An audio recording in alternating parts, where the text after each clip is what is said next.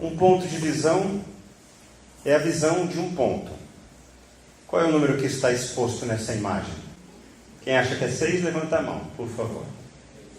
Quem acha que é 9? Ok. Só que a resposta certa é depende. Depende da forma que você enxerga a situação. Isso vale não apenas para definir se o número é 6 ou 9. Isso funciona em tudo na nossa vida. Depende do ponto de vista que você está enxergando aquilo. Para alguns, pode ser o número 6, porque de onde estão olhando, eles observam o número 6. Para outros, pode ser o número 9, porque de onde estão enxergando, tem cara de 9. Os dois estão errados? Os dois estão certos? Sim, porque depende de onde se olha e como se olha. O número está lá. A questão é que o nosso mundo ele está quebrado. Ele não funciona da maneira que deveria funcionar. E nós estamos quebrados. Nós não existimos da maneira que deveríamos existir. A nossa maneira de interpretar o mundo é uma maneira deturpada, é uma maneira quebrada, é uma maneira que não reflete a realidade. Porque ela sofre das influências do pecado sobre nós. Em 2015, por exemplo, essa imagem provocou verdadeira discussão nas redes sociais. Quantos aqui lembram de que imagem é essa? Só Eunice, poucas pessoas, ok. É um vestido, caso você não tenha percebido ainda, é um vestido. E a pergunta é, a cor desse vestido é azul e preto ou branco e dourado? Isso gerou uma série de discussões nas redes sociais. Ele é azul e preto ou branco e dourado? E aí? Quem acha que é branco e dourado? Levante a mão. Quem acha que é azul e preto? Ok. De novo, depende de alguma coisa. Depende a partir do quê? Nós temos que comparar isso a partir do quê? E aí a ciência entrou em campo para explicar que cor era esse vestido. E a ciência chegou à seguinte conclusão: esse vestido é azul e preto. Nós enxergamos de maneira diferente por causa da ilusão da luminosidade. O cérebro humano ele se adapta à luminosidade do ambiente. Então a luz, ela interfere, ela muda, ela atrapalha, ela faz a gente enxergar uma cor que não é na verdade. E mostraram depois esse vestido sem a interferência da luz da foto, azul e preto. Brincadeira? O nosso mundo está quebrado, e como nascemos nesse mundo, nós também estamos quebrados. Preferimos defender com unhas e dentes as nossas convicções, ao invés de ouvir o que pensa de maneira diferente da gente. Isso não é apenas com futebol, política, religião. Você já teve uma experiência dessas, eu imagino. Você colocou alguma coisa no Facebook ou no Twitter. Você colocou um pensamento seu. E aí, do nada, aparece alguém discordando de você e atacando você porque você colocou aquilo. Deixa eu ensinar um princípio de boa educação em redes sociais, gente, que eu aprendi há algum tempo. Se ninguém pediu a tua opinião, você não precisa dar a sua opinião no post alheio, ok? Você pode não concordar com o post alheio, mas você não precisa, a não ser que alguém digite: fulano, me diga o que você acha disso. Aí você está liberado, está autorizado para isso, ok? Isso é sinônimo de boa educação, de boa convivência nas redes sociais, para não gerar guerra cultural, não gerar nenhum tipo de briga, ok? A verdade é que nós não queremos ouvir o outro. Preste atenção quando você começar a conversar com pessoas, na rua, na sua casa, no seu trabalho. Você está falando algo com alguém, a pessoa ela nem bem está ouvindo você, ela já quer responder algo daquilo que ela pensa. Nós não estamos preparados a ouvir o outro. Nós ouvimos o outro para falar o que nós pensamos, o que nós sentimos. É aquela famosa frase de Rubem Alves. Eu sempre vejo anunciados cursos de oratória. Nunca vi anunciado curso de escutatória. Todo mundo quer aprender a falar e ninguém quer aprender a ouvir. Porque eu falo a verdade, é difícil a gente ouvir o outro. É difícil. A gente precisa aprender. Pesquisando essa frase na internet, eu descobri que houve um curso em outubro do ano passado em São Paulo. Um curso de escutatória. Um final de semana inteiro para você aprender a ouvir o outro. Fantástico, e é isso mesmo. Isso faz parte do nosso desenvolvimento como sociedade, como pessoas, como gente que quer provocar mudanças profundas. Mas justamente porque a gente não aprende a ouvir o outro, é que a gente cria e alimenta esse sentimento de nós contra eles. E no domingo passado nós vimos um pouco disso, da multidão. Um nível de pessoas que seguem a Jesus mais distantes, não próximos, e eles só se aproximam de Jesus quando precisam de algo em troca, quando querem obter algo. Preste bem atenção. A maneira como pensamos influencia a nossa forma de ouvir e falar com os outros. A maneira como pensamos influencia a nossa forma de ouvir e falar com os outros. Porque imediatamente a nossa tendência é rotular as pessoas. Se você faz uma crítica ao capitalismo, imediatamente tem alguém para acusar você de socialista. E você pode nem ser um socialista, você pode ser um liberal. Mas o fato de você fazer uma crítica ao capitalismo só diz uma coisa, que você está percebendo que nenhum sistema é perfeito. E a nossa tendência é essa, é a gente não querer ouvir as razões do outro, mas a gente já se colocar como senhores da verdade. E isso é um baita risco. Quando a gente olha então para pessoas como a multidão, a nossa tendência vai ser começar a rotular pessoas. Esse daí só vem nos nossos trabalhos quando é para ganhar alguma coisa, quando vai ter alguma festa, vai ter bolo para levar para casa. Esse só ora quando está precisando de algum problema, para que Deus resolva algum problema de saúde dele. Essa pessoa nunca está firme aqui, ela está querendo alguma coisa de Deus. A nossa tendência é essa. E a gente cai naquele erro religioso, de começar a categorizar as pessoas. Hoje, a gente vai estudar a maneira que Jesus se relaciona com a multidão. E isso vai ser muito interessante. Quero convidar você a abrir a sua Bíblia no Evangelho de Marcos, capítulo 7, versículos 31 a 37. Marcos, capítulo 7, versículos 31 a 37. Jesus saiu da região de Tiro e subiu para Sidom, antes de voltar ao mar da Galileia e à região de Decápolis. Algumas pessoas lhe trouxeram um homem surdo e com dificuldade de fala, e lhe pediram que pusesse as mãos sobre ele e o curasse. Jesus o afastou da multidão para ficar a sós com ele. Pôs os dedos nos ouvidos do homem e em seguida cuspiu nos dedos e tocou a língua dele.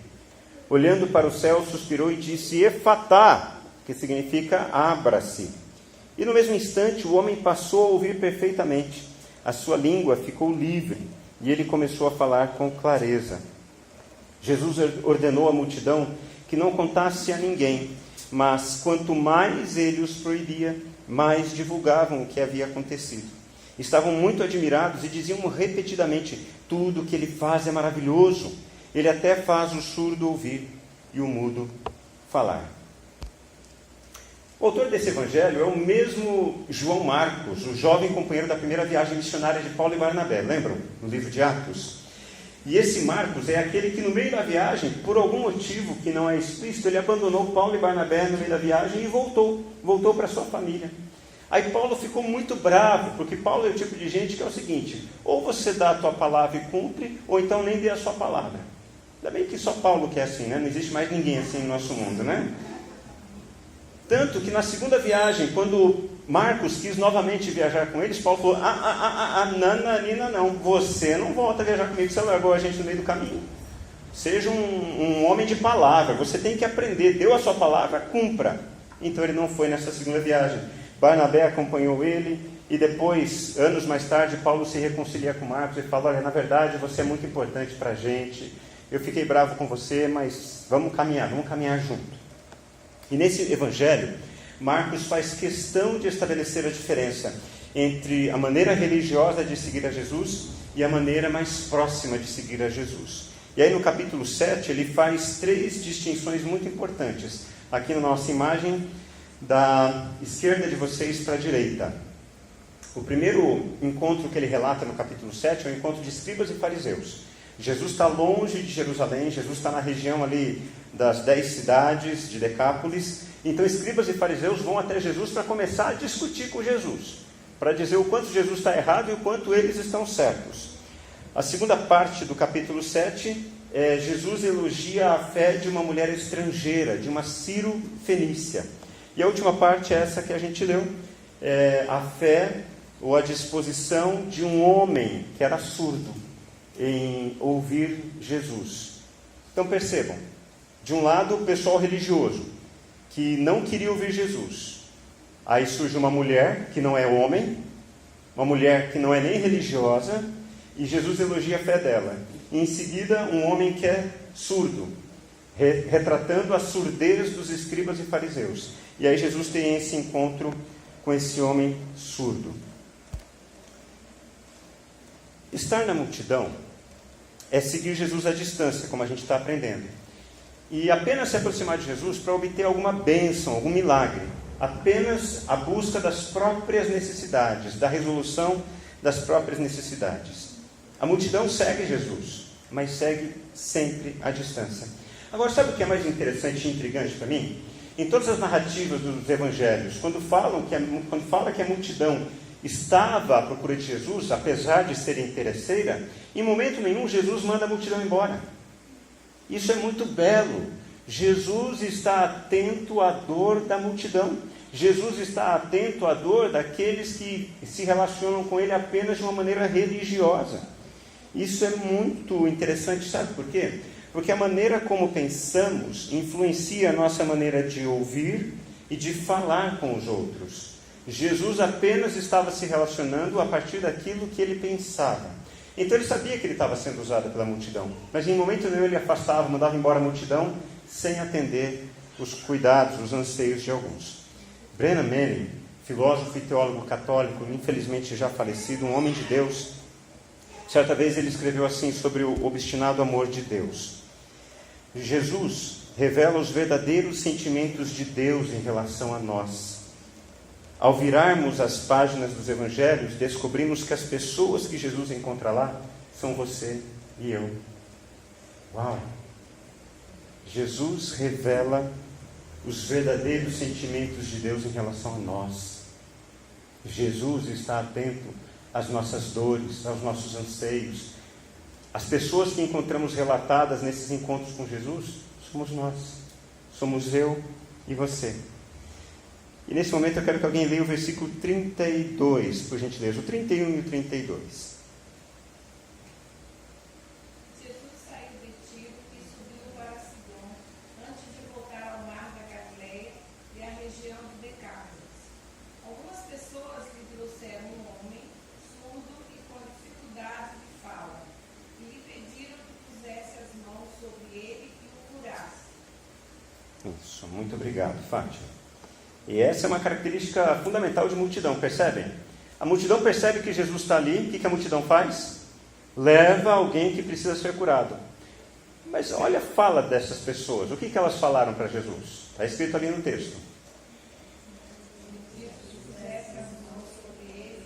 Impõe as mãos sobre ele e cure.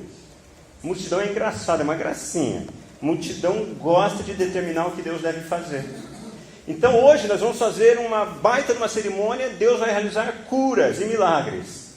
Quem somos nós para determinar a agenda de Deus? Percebe? Essa é uma maneira de pensar religiosa. É uma postura religiosa de impor a Deus o que Ele deve e precisa fazer para nós sermos servidos. No domingo passado nós vimos que a multidão ela é movida pelas prioridades da sua agenda. Enquanto Jesus é movido pelas prioridades do coração dele. Qual era a prioridade de Jesus? Falar sobre o reino, anunciar o reino, plantar o reino, ajudar as pessoas a entenderem que há algo muito maior do que a religiosidade. Mas a multidão, ela é muito taxativa nisso. Ela só quer perseguir a Deus, ou só quer seguir a Deus, desde que ele apresente alguma demanda atendida. E sabe o que é mais triste? Como nós somos criados num ambiente religioso, nós aprendemos a nos relacionar assim, não apenas com Deus, mas com as pessoas. Eu só procuro alguém quando eu tenho um interesse por trás. Quando eu preciso de algum favor. Quando eu preciso de algo em troca. E é triste, porque nós somos religiosos até nas nossas interações humanas. Porque pessoas religiosas valorizam mais o que elas podem conseguir do que o que podem dar. Talvez você já tenha ouvido isso, talvez já tenha passado na sua cabeça isso. essa igreja aqui eu não vou ficar nela porque ela não tem um trabalho para os meus filhos. Uma mentalidade de consumidor. Mas se ela não tem um trabalho para os seus filhos, que tal você começar esse trabalho com os nossos filhos? Percebem? Essa igreja eu não gosto porque a palavra é esquisita. O pastor não usa a Bíblia, o pastor usa muito vídeo.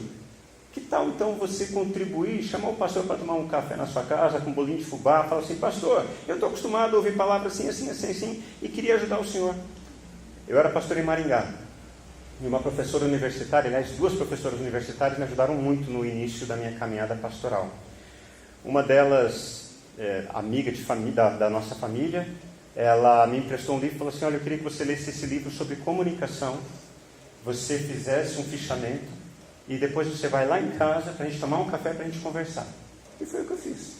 Comecei então a digerir aquele livro, que era uma leitura dificílima para mim, eu não estava acostumado a ler aquilo. E quando eu fui sentar para tomar um café com ela, ela falou, lembra quando o autor falou isso nesse capítulo? Então ele está falando isso se aplica no seu ministério dessa maneira. Fantástico. E aí teve uma outra professora universitária, ela estava visitando eles, né, a família, o marido, as filhas, ela falou assim, deixa eu fazer uma pergunta para você, pastor. Por que vocês não usam recursos audiovisuais? Por que vocês teimam ainda no século XXI apenas falar? Porque a gente, ser humano, a gente não aprende pelo que ouve. A gente aprende muito mais por aquilo que a gente vê. E vocês não utilizam esses recursos. Por quê? Eu falei, é verdade, eu fui ensinado a fazer assim, só estou repetindo. Lembra a história da frigideira quadrada que eu contei alguns domingos atrás? Estou fazendo a mesma coisa que me ensinaram. Então ela me deu essa dica. Eu comecei a correr atrás, a pesquisar. Porque isso é muito importante. Se você está vendo algo que não está acontecendo de maneira boa, adequada, significa que Deus quer usar você para mudar aquela situação que não está legal. Entende? Isso é muito importante na nossa caminhada cristã, nossa caminhada como igreja. O problema é que pessoas religiosas estão apenas determinando para Deus e para os outros o que eles devem fazer. Jesus, impõe as suas mãos sobre ele e cure ele. Essa é a nossa demanda. João era o tipo do cara que você gostaria de conhecer. Ele estava sempre de bom humor e sempre tinha algo muito positivo para dizer. Quando alguém lhe perguntava como ele estava, a resposta sempre era assim, se melhorar, estraga. E João era um gerente muito especial, pois os seus garçons sempre o seguiam de restaurante em restaurante, porque confiavam nele. João era motivador nato, era um colaborador, estava tendo um dia ruim, mas sempre estava animado. Se ele percebia que algum garçom seu não estava bem, ele ia lá, conversava com ele, incentivava, vai dar certo, vai mudar, paciência, vamos lá. Certo dia, alguém ficou tão curioso que foi perguntar para ele, como você pode ser uma pessoa positiva todo o tempo? Você não se cansa de ser positivo todo o tempo? Porque assim, a gente que é normal, a gente se cansa, né, de ser positivo toda hora. Tem hora que é gostoso ficar rabugento, reclamar da vida, né? Faz parte. E ele respondeu assim para essa pessoa, a cada manhã, ao acordar, eu digo para mim mesmo, João, você tem 2 escolhas hoje. Pode ficar de bom humor ou ficar de mau humor. E eu escolho ficar de bom humor. Cada vez que algo de ruim acontece, eu posso escolher bancar a vítima ou aprender alguma coisa com o ocorrido. E eu escolho aprender algo. E toda vez que alguém reclamar, eu posso escolher aceitar a reclamação ou mostrar o lado positivo da vida. Certo, mas não é fácil. E aí João responde, é fácil. A vida é feita de escolhas. Quando você examina a fundo, em toda situação sempre há uma escolha.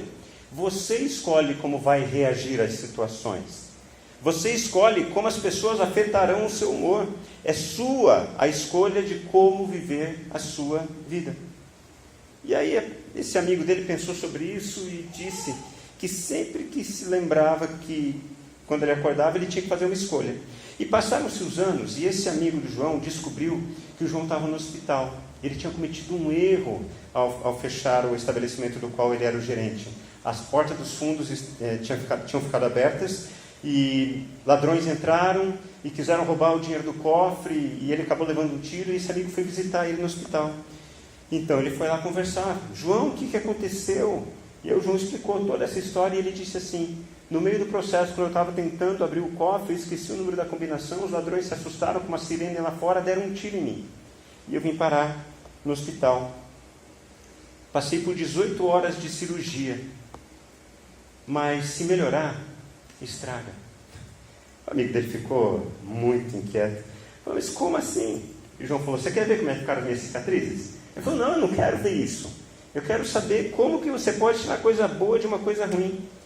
Aí o João então começou a fazer o retorno com o amigo.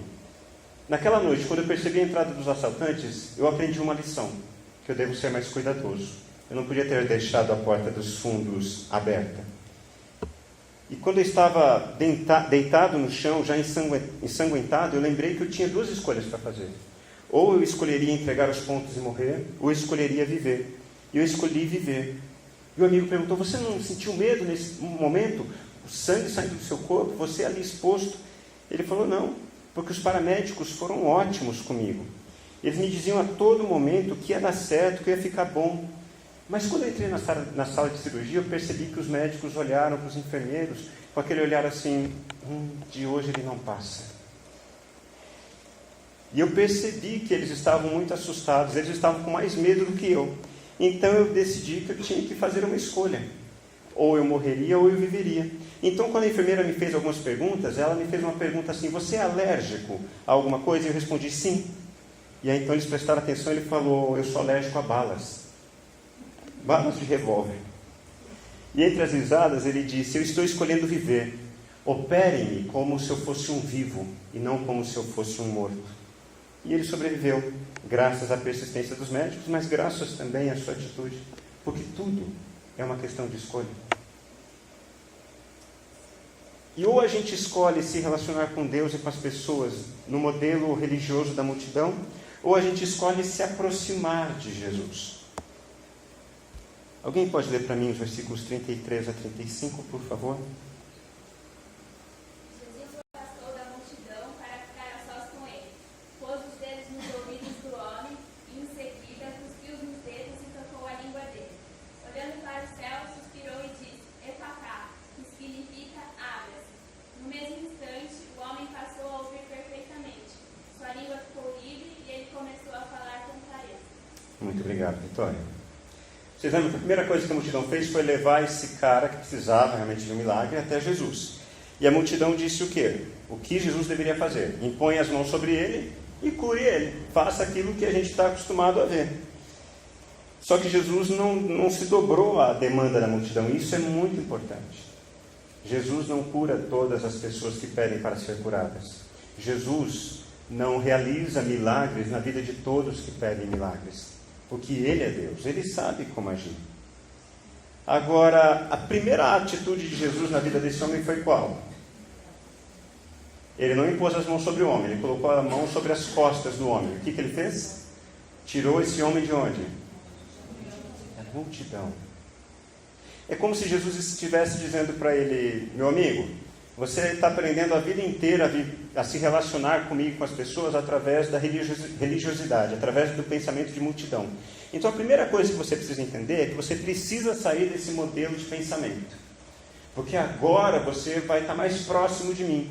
E eu vou aproveitar que você vai estar mais próximo de mim para você nunca mais voltar àquele modelo antigo religioso, ok? Combinado?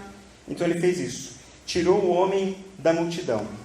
Porque para a gente ser curado dessa doença chamada religiosidade, a gente precisa ser retirado da multidão. A gente precisa ter momentos de intimidade com o Senhor, momentos de proximidade com Jesus. Ouvir a palavra de Deus, orar, desfrutar da presença do Espírito Santo, é isso que nós precisamos desenvolver. E o texto continua, porque já que a maneira como pensamos influencia a forma de ouvirmos e de falarmos com os outros, Jesus começou mudando a mente desse homem. Você não vai mais pensar como multidão. Agora você vai pensar como alguém próximo de mim. E aí Jesus faz uma coisa que para muitos hoje seria motivo de mimimi. O povo está esperando que ele imponha as mãos, faça um ato religioso sobre o homem e cure. Jesus afasta o homem da multidão. E o que Jesus faz? Cospe nos dedos, que nojo. E coloca esses dedos molhados de saliva, toca nos ouvidos do homem, toca na língua do homem. Jesus põe os dedos no ouvido do homem e cospe nos seus próprios dedos e coloca na língua do homem. Eita lá, e agora? Por que Jesus fez isso? Tem um ditado popular, é o ditado que diz que Deus tem mal de Parkinson. Vocês lembram? Deus escreve certo, com linhas tortas.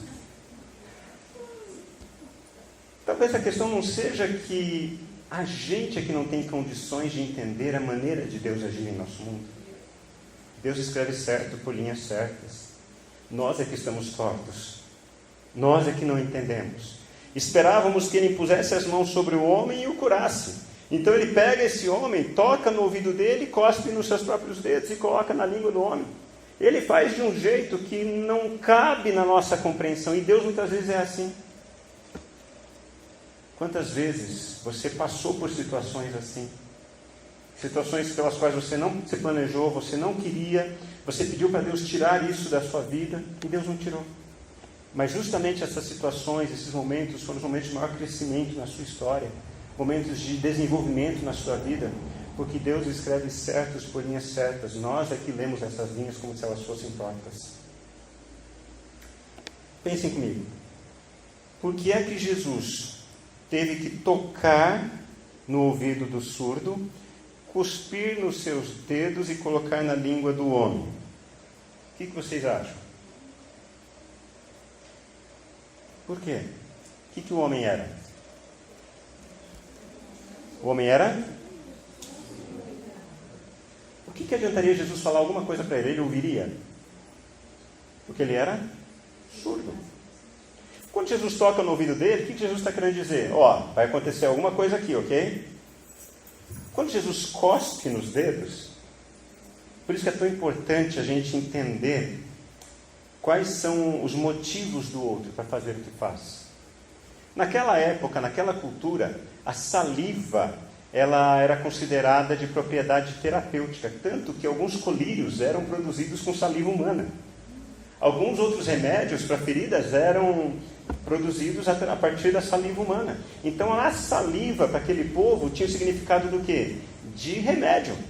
Jesus toca no ouvido do homem, cospe nos seus dedos e coloca na língua para dizer o seguinte: olha, eu vou efetuar alguma coisa aqui que vai trazer cura aqui, ok? Porque esse é um engano que a gente tem, né? Surdo, mudo não existe. O que existe é apenas surdo. Ele é mudo porque não ouve som e não sabe emitir som, mas ele emite outros tipos de sons. Jesus está dizendo o quê? Eu vou fazer aquilo que você precisa que eu faça. E Jesus explica isso na linguagem que o homem consegue entender. Então Jesus faz isso.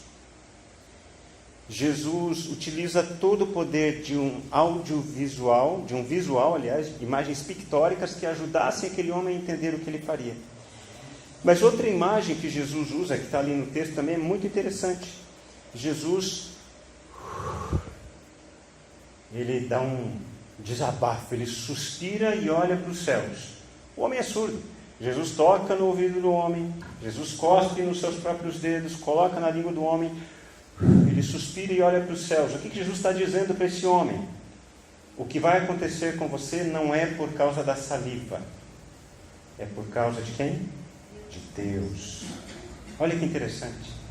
Enquanto a multidão é incentivada a buscar homens e mulheres carismáticos que podem fazer algo fantástico por eles, Jesus está indicando ao homem o que? Não procure ajuda em pessoas, porque tem coisas que apenas Deus pode resolver na nossa história. Então esse homem é curado. Jesus curou um homem sem usar uma única palavra. A primeira palavra que esse homem ouve é qual? Efatá, abra-se. Ele ouviu. Jesus curou o homem sem dizer uma palavra. Apenas depois do homem ser curado, Jesus diz: abra-se, efatá. E essa é a noite que Jesus está querendo nos convidar para isso. Para que tenhamos a nossa mente aberta, o nosso coração aberto, os nossos ouvidos abertos.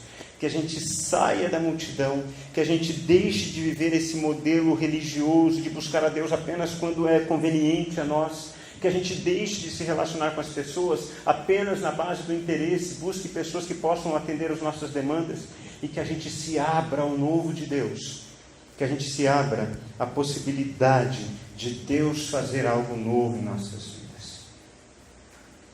E o texto termina de uma maneira melancólica. Os últimos versículos 36 e 37. Quem pode ler para a gente, por favor?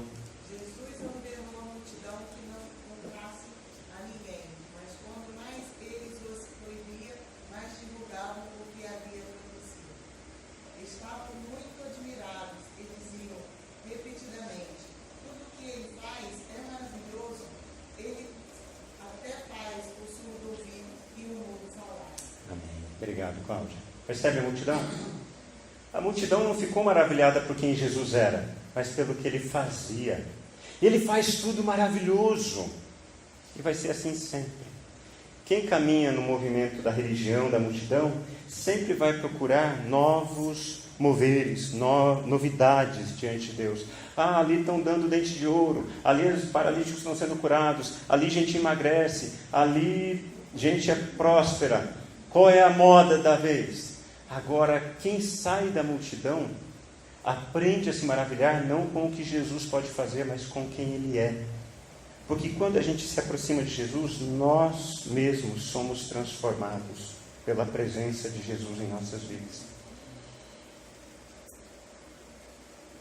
O convite dessa noite é esse. Que você não se torne mouco, não se torne surdo como fariseus e religiosos, que acham que sabem a forma de Deus agir. Que você se abra às novidades de Deus na sua vida, que você aprenda a enxergar a ação de Deus na sua vida, a partir daquilo que não tem aparência religiosa nenhuma, porque Deus muitas e muitas vezes atua de maneiras incompreensíveis. E que nessa disposição de se abrir a Deus, se abrir a Jesus, você tem a sua vida transformada. Porque a maneira como pensamos influencia a nossa forma de ouvir e a nossa forma de falar com os outros. E eu quero convidar você a refletir na maneira como você ora a Deus. Esteja atento à maneira como você conversa com Deus. Você se dirige a Ele como se Ele fosse alguém muito distante de você. Senhor, Deus eterno dos céus e da terra, Deus de Abraão, de Isaac e de Jacó, Deus Todo-Poderoso. É um Deus impessoal, um Deus distante? Ou é o seu Pai, o seu Deus, o seu amor, o seu Salvador? Preste atenção em como você se relaciona com Deus. Quando você conversa com Deus, suas orações se resumem em pedidos como a multidão. Deus, faça isso, Deus, faça aquilo, Deus, cuide de mim, cuide dos meus, Deus, abra as portas para mim, Deus, faça aquilo outro.